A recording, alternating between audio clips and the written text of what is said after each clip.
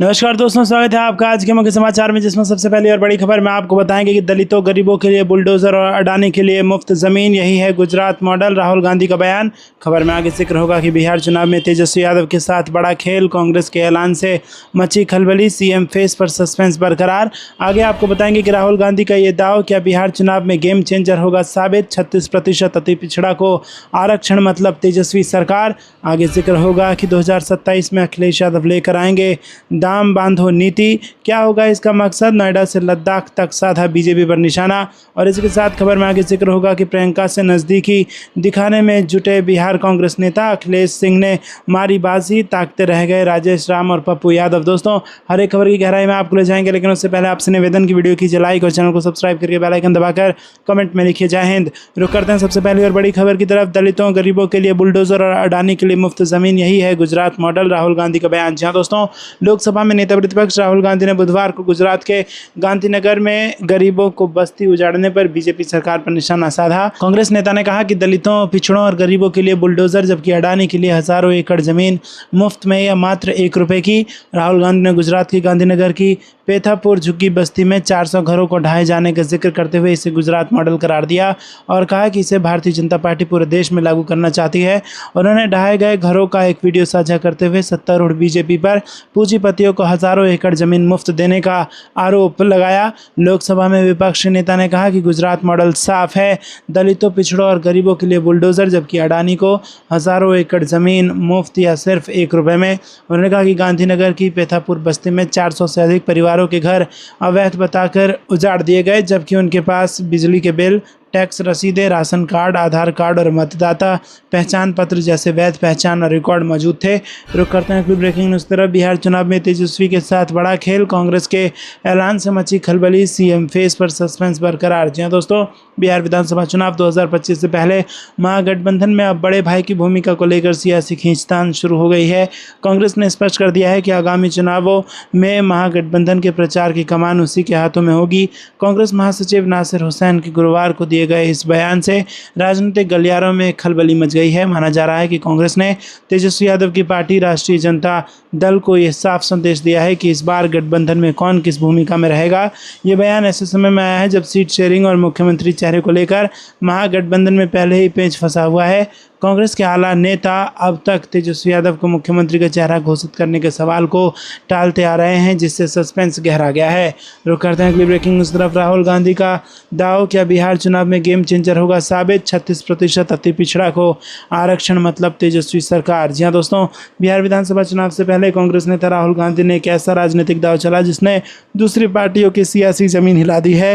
राहुल गांधी ने घोषणा की है कि अगर बिहार में महागठबंधन की सरकार बनती है तो 36% अति पिछड़ा वर्ग को अनुसूचित जाति और अनुसूचित जनजाति की तर्ज पर एक नया आरक्षण कानून लागू किया जाएगा। ये दांव इतना बड़ा है कि इसने न सिर्फ एनडीए खेमे में बल्कि आरजेडी खेमे में भी खलबली मचा दी है। पिछले 20 सालों से एनडीए सरकार, नीतीश कुमार जिस अति पिछड़ा वर्ग के वोट बैंक पर अलग अलग दाव खेलकर अब तक राज करते आ रहे थे, वो राहुल गांधी के इस दाव से खतरे में पड़ सकते हैं। राहुल गांधी ने बड़ी चालाकी से ये बड़ा दाव खेलकर क्या बिहार चुनाव में बाजी मार ली। राहुल गांधी का ये दाव बिहार चुनाव में 64% पर भारी पड़ सकता है। राजनीतिक विश्लेषकों का मानना है कि राहुल गांधी का यह दाव बिहार चुनाव में गेम चेंजर साबित हो सकता है। अति पिछड़ा वर्ग बिहार में एक बहुत बड़ा और निर्णायक वोट बैंक है जो पारंपरिक रूप से नीतीश कुमार के साथ जुड़ा हुआ है। रुक करते हैं अगली ब्रेकिंग न्यूज़ की तरफ। 2027 में अखिलेश यादव लेकर आएंगे दाम बांधो नीति, क्या होगा इसका मकसद। नोएडा से लद्दाख तक साधा बीजेपी पर निशाना। जी हां दोस्तों, समाजवादी पार्टी के अध्यक्ष अखिलेश यादव ने भाजपा सरकार पर तीखा हमला बोला। उन्होंने किसानों से लेकर महंगाई, आरक्षण और भ्रष्टाचार तक कई मुद्दों पर सरकार को घेरा। अखिलेश ने शुरुआत नोएडा से जुड़े मुद्दे से की और उन्होंने कहा कि दिल्ली से सटे इस इलाके में कारोबारी और निवेशक तो आ रहे हैं, लेकिन जिन किसानों की ज़मीन पर यह कारोबार फल फूल रहा है उनकी मांग पूरी नहीं हो रही है। बीजेपी सरकार षड्यंत्र और दबाव बनाकर किसानों से जमीन ले रही है।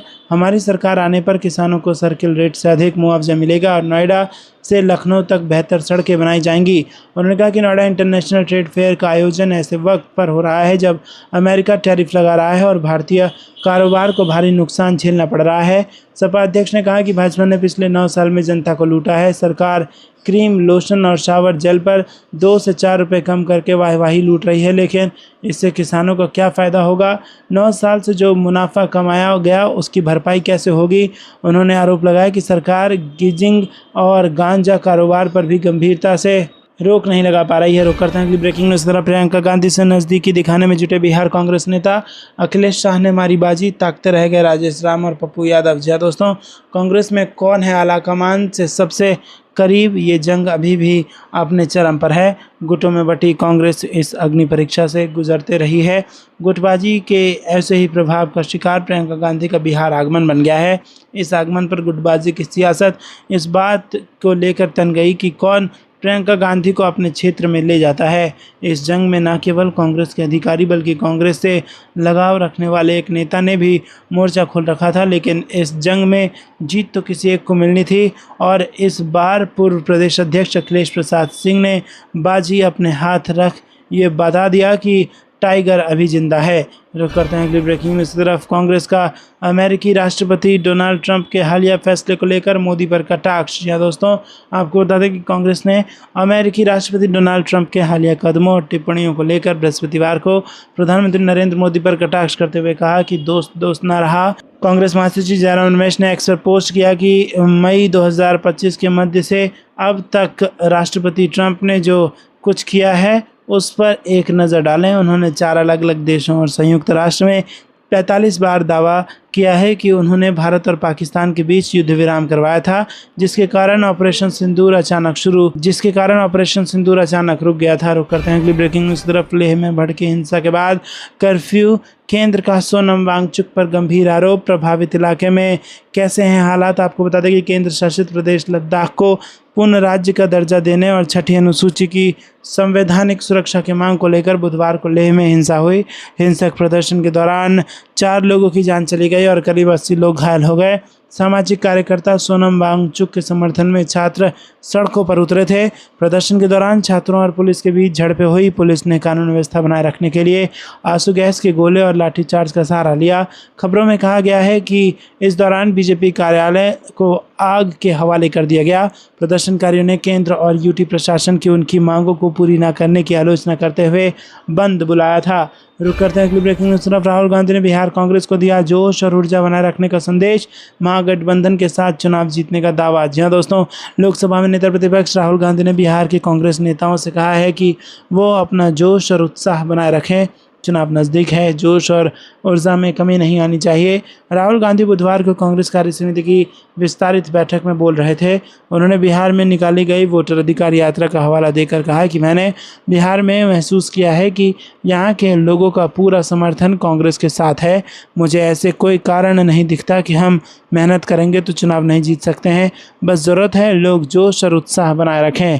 रुक करते हैं अगली ब्रेकिंग न्यूज़। तरफ फ़लस्तीन पर मोदी सरकार की चुप्पी, मानवता नैतिकता का परित्याग, सोनिया गांधी का तीखा हमला। जी हाँ दोस्तों, फ्रांस, यूनाइटेड किंगडम, कनाडा, पुर्तगाल और ऑस्ट्रेलिया के साथ मिलकर फ़िलिस्तीन राज्य को मान्यता दे चुका है, जो लंबे समय से पीड़ित फ़िलिस्तीनी लोगों की वैध आकांक्षाओं की पूर्ति की दिशा में पहला कदम है। संयुक्त राष्ट्र के 193 सदस्य देशों में से 150 से ज़्यादा देशों ने अब ऐसा कर दिया है। भारत इस मामले में अग्रणी रहा है, जिसने फ़िलिस्तीनी मुख्य संगठन को वर्षों के समर्थन के बाद 18 नवंबर 1988 को औपचारिक रूप से फ़िलिस्तीनी राज्य को मान्यता दी थी। भारत का ये निर्णय मूलतः नैतिक था और हमारे विश्व दृष्टिकोण के अनुरूप था। हाल ही में हुए हमलों को लेकर विपक्ष ने भारत सरकार को घेरा। कांग्रेस संसदीय दल की प्रमुख सोनिया गांधी ने बृहस्पतिवार को फ़िलिस्तीन के मुद्दे पर केंद्र सरकार के रुख की आलोचना करते हुए कहा कि अब भारत को नेतृत्व का परिचय देना चाहिए। उन्होंने ये आरोप भी लगाया कि इस मुद्दे पर सरकार की प्रतिक्रिया और गहरी चुप्पी मानवता एवं नैतिकता दोनों का परित्याग है। कांग्रेस की पूर्व अध्यक्ष ने अंग्रेजी दैनिक द हिंदू के लिए लिखे लेख में कहा कि सरकार के कदम मुख्य रूप से भारत के संवैधानिक मूल्य या उसके सामरिक हितों के बजाय इजरायली प्रधानमंत्री बेंजामिन नेतन्याहू और प्रधानमंत्री नरेंद्र मोदी की व्यक्तिगत मित्रता से प्रेरित प्रतीत होती है। रुक करते हैं अगली ब्रेकिंग न्यूज़ तरफ। वोट चोरी पर राहुल गांधी के बाद आदित्य ठाकरे का सर्जिकल स्ट्राइक करने का दावा। जी हाँ दोस्तों, शिवसेना उद्धव ठाकरे गुट के आदित्य ठाकरे ने वोट चोरी पर राहुल गांधी के अंदाज में बड़ा धमाका करने की बात कही। आदित्य ठाकरे ने चुनाव आयोग को लेकर बड़ा खुलासा करने की बात कही। उनका कहना है कि वो पिछले साल हुए महाराष्ट्र विधानसभा चुनाव की अनियमितताओं की पोल खोलेंगे। आपको क्या कुछ लगता है दोस्तों, कमेंट में जरूर बताइए। वीडियो को लाइक नहीं किया तो लाइक जरूर कीजिएगा। रुक करते हैं अगली ब्रेकिंग न्यूज़ की तरफ। चुराए गए वोटों पर टिकी है सरकार की नींव। कन्हैया का दावा, ये महंगाई बेरोजगारी जैसी समस्याओं को दूर नहीं कर सकते। जी हाँ दोस्तों, कांग्रेस के वरिष्ठ नेता और national student union of India के प्रभारी कन्हैया कुमार ने सोमवार को आरोप लगाया कि वोट चोरी के खिलाफ लड़ाई असल में लोकतंत्र और संविधान की रक्षा का संघर्ष है। पटना में आयोजित होने वाली कांग्रेस कार्य समिति की बैठक से पूर्व कन्हैया कुमार ने कहा कि जिस सरकार की नींव चुराए गए वोटों पर टिकी हो वो बेरोजगारी, महंगाई और पलायन जैसी समस्याओं को दूर नहीं कर सकती। उन्होंने आरोप लगाया कि ऐसी सरकारें केवल परीक्षा पत्र लीक कराने और गुंडागर्दी को बढ़ावा देने में लगी रहती हैं। कन्हैया ने कहा कि जब अपराधी शासन चलाते हैं तो उसे सुशासन नहीं कहा जा सकता। उनके मुताबिक लोकतंत्र को बचाने के लिए वोट चोरी रोकना और युवाओं को रोजगार उपलब्ध कराना सर्वाधिक आवश्यक है। रुक करते हैं अगली ब्रेकिंग न्यूज़ तरफ। महागठबंधन ने जारी किया स्पेशल मैनिफेस्टो। SC/ST जैसा EBC कानून, सरकारी ठेकों में 50% और निकायों में 30% आरक्षण। जी हाँ दोस्तों, बिहार में चुनावी सरगर्मी बढ़ती जा रही है और इस बीच महागठबंधन ने अति पिछड़ा के लिए न्याय संकल्प स्पेशल मैनिफेस्टो जारी किया है। कांग्रेस सांसद राहुल गांधी और राजद नेता तेजस्वी यादव सहित कई विपक्षी नेताओं ने मैनिफेस्टो के पहले भाग का ऐलान किया है। विपक्ष ने दावा किया है कि सरकार बनने के बाद अति पिछड़ा वर्ग के लिए पंचायत तथा नगर निकाय में वर्तमान 20% आरक्षण को बढ़ाकर 30% किया जाएगा। आबादी के अनुपात में आरक्षण की 50% की सीमा को बढ़ाने हेतु विधानमंडल पारित कानून को संविधान की 9वीं अनुसूची में शामिल करने के लिए केंद्र सरकार को भेजा जाएगा। रुक करते हैं अगली ब्रेकिंग न्यूज़ की तरफ। RJD से 6 सीट चाहता है AIMIM। असदुद्दीन ओवैसी ने कहा तेजस्वी भी हैदराबाद आकर लड़ लें चुनाव। जी हाँ दोस्तों, ऑल इंडिया मजलिस से इत्तेहादुल मुस्लिमीन के राष्ट्रीय अध्यक्ष असदुद्दीन ओवैसी इन दिनों बिहार के दौरे पर हैं। वो सीमांचल न्याय यात्रा के जरिए मुस्लिम बहुल इलाके में जनता की नब्ज टटोलने की कोशिश कर रहे हैं। इसी बीच किशनगंज में उन्होंने मीडिया से मुखातिब होते हुए एक बार फिर राष्ट्रीय जनता दल के साथ गठबंधन की ख्वाहिश जाहिर की। AIMIM चीफ ने कहा कि महागठबंधन से हम सिर्फ 6 सीट चाहते हैं, अब फैसला RJD को करना होगा। महागठबंधन में शामिल करने को लेकर पूछे गए सवाल पर ओवैसी ने कहा कि बिहार की जनता देख रही है कि बीजेपी की बी टीम कौन है। उन्होंने कहा कि हमारे प्रदेश अध्यक्ष अख्तर उल ईमान ने नेता प्रतिपक्ष तेजस्वी यादव को पत्र लिखा, मीडिया के जरिए पैगाम भेजा कि हम गठबंधन में शामिल होना चाहते हैं और सिर्फ 6 सीट की मांग की, लेकिन कोई जवाब नहीं दिया। बिहार की जनता देख रही है कि कौन बीजेपी को कामयाब कराना चाहता है। रुक करते हैं अगली ब्रेकिंग न्यूज़ तरफ। नीतीश कुमार अचेत अवस्था में है, वो हाईजैक हो चुके हैं, तेजस्वी यादव का आरोप। जी हाँ दोस्तों, RJD नेता और बिहार के पूर्व उप मुख्यमंत्री तेजस्वी यादव ने नीतीश कुमार सरकार और बीजेपी को विजनलेस करार दिया। तेजस्वी यादव ने पटना में एक कार्यक्रम में कहा कि वो लोग विजनलेस लोग हैं, वो हमारी नकल कर रहे हैं, ये नकलची सरकार है। और हम लोगों ने पेंशन, बिजली और महिलाओं के अधिकार की बात की, ये लोग विजनलेस लोग हैं। तेजस्वी यादव ने कहा कि लोग कह रहे हैं कि 2005 से 25 बहुत हुए। नीतीश कुमार हाईजैक हो चुके हैं, अचेत अवस्था में हैं, उन्हें नहीं पता कि क्या हो रहा है। आज 2 लोग बिहार सरकार चला रहे हैं, एक अमित शाह और दूसरे नरेंद्र मोदी। रुक करते हैं अगली ब्रेकिंग न्यूज़ तरफ। CWC की बैठक में खड़गे बोले बिहार चुनाव मील का पत्थर, मोदी सरकार के भ्रष्ट शासन की शुरू होगी उल्टी गिनती। जी हाँ दोस्तों, कांग्रेस अध्यक्ष मल्लिकार्जुन खड़गे ने वोट चोरी समेत कई अहम मुद्दे को लेकर बुधवार को भारतीय जनता पार्टी पर निशाना साधा और दावा किया कि बिहार विधानसभा चुनाव देश के लिए मील का पत्थर साबित होगा और यहीं से नरेंद्र मोदी सरकार के भ्रष्ट शासन की उल्टी गिनती और अंत की शुरुआत होगी। दोस्तों, खड़गे ने कहा कि 2025 का विधानसभा चुनाव न सिर्फ बिहार के लिए बल्कि पूरे देश के लिए मील का पत्थर साबित होगा। यहीं से मोदी सरकार के भ्रष्ट शासन की उल्टी गिनती की शुरुआत होने वाली है। उन्होंने दावा किया कि सत्तारूढ़ राष्ट्रीय जनतांत्रिक गठबंधन की आंतरिक कला अब खुलकर सामने आ गई है। और कांग्रेस अध्यक्ष ने यह भी दावा किया कि नीतीश कुमार को बीजेपी ने मानसिक रूप से सेवानिवृत्त कर दिया है, बीजेपी अब उन्हें बोझ मानने लगी है। रुक करते हैं अगली ब्रेकिंग न्यूज़ तरफ। बिहार में डबल इंजन सरकार सिर्फ धुआं फेंक रही है, इसका रिंग पिस्टन खराब हो गया है। भूपेश बघेल का बड़ा हमला। जी हाँ दोस्तों, छत्तीसगढ़ के पूर्व मुख्यमंत्री भूपेश बघेल ने बिहार की एनडीए सरकार पर हमला बोला। पटना में सीडब्ल्यूसी की बैठक के बीच संवाददाता से बातचीत के दौरान भूपेश बघेल ने कहा कि डबल इंजन सरकार सिर्फ धुआं फेंक रही है, इसका रिंग पिस्टन सब कुछ खराब हो गया है। आज बिहार में डबल इंजन की सरकार है, लेकिन ये सरकार कमज़ोर हो गई है। बिहार की सरकार में अब जान नहीं बची, बेरोजगारी का दर सबसे ज़्यादा है। रुक करते हैं अगली ब्रेकिंग न्यूज़ की तरफ। सोनम वांगचुक का दावा, पुलिस की गोलीबारी में 3 से 5 युवाओं की मौत। बोले जनजी क्रांति की वजह से सड़क पर उतरे नौजवान। जी दोस्तों, लद्दाख के सामाजिक कार्यकर्ता सोनम वांगचुक ने भूख हड़ताल समाप्त करने की घोषणा की है। वांगचुक ने शांति की अपील की और लोगों से हिंसा रोकने का आग्रह किया। उन्होंने कहा कि इससे हमारे मुख्य मकसद को नुकसान होगा। वांगचुक ने समर्थकों से कहा कि वो नहीं चाहते कि हालात और ख़राब हो। वांगचुक ने दावा किया कि पुलिस की गोलीबारी में 3 से 5 युवाओं की मौत हुई है और खबर मिली है कि कई लोग घायल हुए हैं। लद्दाख को राज्य का दर्जा देने की मांग को लेकर जारी विरोध प्रदर्शन हिंसक हो गया था। सोनम वांगचुक ने कहा कि हमारे 15 दिन के उपवास पर मुझे ये बताते हुए बहुत दुख हो रहा है कि लेह शहर में बड़े पैमाने पर हिंसा और तोड़फोड़ हुई है। कई दफ्तरों और पुलिस वाहनों में आग लगा दी गई। दोस्तों, रुक करते हैं अगली ब्रेकिंग न्यूज़ तरफ। फिलिस्तीन मुद्दे पर मोदी सरकार को प्रियंका गांधी ने घेरा, विदेश नीति पर उठाए सवाल। जी दोस्तों, कांग्रेस नेता व सांसद प्रियंका गांधी ने फिलिस्तीन और विदेश नीति के मुद्दे पर केंद्र सरकार पर निशाना साधा। मोदी सरकार की विदेश नीति को लेकर उन्होंने कहा कि पिछले 20 महीनों में फिलिस्तीन के प्रति हमारी नीति शर्मनाक और नैतिक शुद्धता से रहित रही है। यह पहले के साहसी रुख का दुखद ह्रास है। इसी के साथ ही उन्होंने ऑस्ट्रेलिया, कनाडा और ब्रिटेन द्वारा फिलिस्तीन को स्वतंत्र और संप्रभु राष्ट्र के रूप में मान्यता देने के फैसले की सराहना की। प्रियंका गांधी ने कहा कि साल 1988 में भारत उन पहले देशों में शामिल था जिन्होंने फिलिस्तीन को एक राष्ट्र के रूप में मान्यता दी थी। उस समय और वास्तव में फिलिस्तीनी लोगों के वीरतापूर्ण संघर्ष के दौरान हमने अंतर्राष्ट्रीय मंच पर सही के लिए खड़े होकर और मानवता व न्याय के मूल्यों को कायम रखकर दुनिया को राह दिखाई। प्रियंका गांधी ने कहा कि ऑस्ट्रेलिया, कनाडा और ब्रिटेन ने 37 साल की देरी से ही सही लेकिन फिलिस्तीन को मान्यता दी। रुक करते हैं अगली ब्रेकिंग न्यूज़ की तरफ। प्रियंका गांधी ने वायनाड की महिलाओं की मेहनत और कला को सराहा, बांस की टोकरी भी बनाई। जी दोस्तों, कांग्रेस महासचिव और सांसद प्रियंका गांधी हाल ही में अपने संसदीय क्षेत्र वायनाड के दौरे पर गई थी, जहां उन्होंने स्थानीय लोगों से मुलाकात की। प्रियंका गांधी ने अब इस दौरे से जुड़ा एक video social media platform x पर शेयर किया है।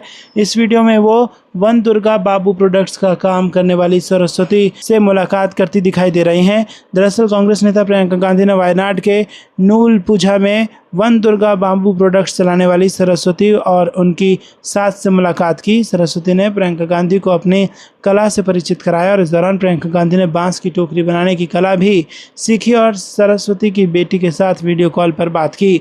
रुक करते हैं अगली ब्रेकिंग न्यूज़ की तरफ। सीडब्ल्यूसी की बैठक में 2 प्रस्ताव पारित। जयराम रमेश बोले देश में सुनियोजित तरीके से की जा रही है वोट की चोरी। जी दोस्तों, पटना में कांग्रेस वर्किंग कमेटी की बैठक हुई। इस बैठक में कांग्रेस अध्यक्ष मल्लिकार्जुन खड़गे, राहुल गांधी समेत कांग्रेस से सीनियर लीडर मौजूद रहे। 51 लोगों ने बैठक को संबोधित किया। वहीं इस बैठक में 2 प्रस्ताव पारित किए गए। बैठक के बाद कांग्रेस नेताओं ने प्रेस कॉन्फ्रेंस की और इस दौरान कांग्रेस नेता केसी वेणुगोपाल ने कहा कि आज 2 प्रस्ताव पारित किए गए हैं। उन्होंने कहा कि 2 प्रस्ताव पारित किए गए, उनमें एक राजनीतिक और दूसरा वोट चोरी को लेकर था। रुक करते हैं अगली ब्रेकिंग न्यूज़ की तरफ। बिहार में बदलाव निश्चित, मजबूती से लड़ेगी कांग्रेस, निर्वाचन आयोग निष्पक्ष चुनाव सुनिश्चित करे, सचिन पायलट का बयान। जी हाँ दोस्तों, बिहार की राजधानी पटना में चल रही कांग्रेस कार्य समिति की बैठक के बीच पार्टी के वरिष्ठ नेता सचिन पायलट ने कहा कि राज्य में बदलाव निश्चित है और हम पूरी मजबूती के साथ चुनाव लड़ने जा रहे हैं। पायलट ने कहा कि निर्वाचन आयोग को निष्पक्ष और पारदर्शी चुनाव सुनिश्चित करना चाहिए। उन्होंने ये भी कहा कि महागठबंधन पूरी मजबूती से चुनाव लड़ रहा है और आगे और भी मजबूत होगा। पटना में प्रेस वार्ता को संबोधित करते हुए सचिन पायलट ने दावा किया कि लोकसभा में विपक्ष नेता राहुल गांधी की वोटर अधिकार यात्रा बहुत सफल रही और उसे बिहार से अपार जन समर्थन मिला। पायलट ने कहा कि बिहार में बदलाव निश्चित है। निर्वाचन आयोग को ये सुनिश्चित करना चाहिए कि बिहार और सभी राज्यों में चुनाव निष्पक्ष और पारदर्शी तरीके से हों। उन्होंने कहा कि बिहार चुनाव में कांग्रेस नेतृत्व और सभी नेता पूरी ताकत लगाएंगे। उन्होंने कहा कि बीजेपी जितना भी कोशिश कर ले, हमारा गठबंधन मजबूत था, है और आगे आगे और भी रहेगा। आपको क्या कुछ लगता है दोस्तों, कमेंट में जरूर बताइए। वीडियो को लाइक नहीं किया तो लाइक जरूर कीजिएगा। रुक करते हैं अगली ब्रेकिंग न्यूज़ की तरफ। देश के युवाओं की सबसे बड़ी समस्या बेरोजगारी, इसका सीधा रिश्ता वोट चोरी से, राहुल गांधी का बयान। जी हाँ दोस्तों, आपको बता दें कि लोकसभा में नेता प्रतिपक्ष राहुल गांधी ने बेरोजगारी और वोट चोरी के मुद्दे को जोड़ते हुए केंद्र सरकार पर तीखा हमला बोला। उन्होंने कहा कि देश के युवाओं की सबसे बड़ी समस्या बेरोजगारी है और इसका सीधा रिश्ता वोट चोरी से है। राहुल गांधी ने एक्स पर ट्वीट कर लिखा कि जब कोई सरकार जनता का विश्वास जीतकर सत्ता में आती है तो उसका पहला कर्तव्य होता है युवाओं को रोजगार और अवसर देना, लेकिन बीजेपी चुनाव ईमानदारी से नहीं जीतती, वो वोट चोरी और संस्थाओं को कैद करके सत्ता में बने रहते हैं। इसीलिए बेरोजगारी 45 साल के उच्चतम स्तर पर पहुंच चुकी है। इसीलिए नौकरियां घट रही हैं, भर्ती प्रक्रियाएं ध्वस्त हो गई हैं और युवाओं का भविष्य अंधेरे में धकेला जा रहा है। इसीलिए हर परीक्षा पेपर लीक और हर भर्ती भ्रष्टाचार की कहानियों से जुड़ी रहती है।